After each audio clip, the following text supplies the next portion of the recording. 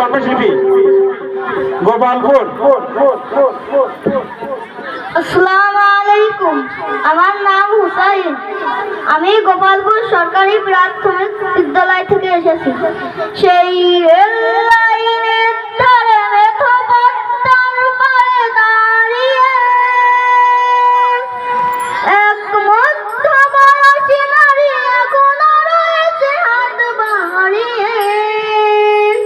সেই রেল লাইনের ধারে মেঠো পথটার পাড়ে দাঁড়িয়ে এক মধ্যবয়সী নারী এখনো রয়েছে হাত বাড়িয়ে। খোকা ফিরবে, ঘরে ফিরবে, কবে ফিরবে নাকি ফিরবে না? খোকা ফিরবে, ঘরে ফিরবে, কবে ফিরবে নাকি ফিরবে না?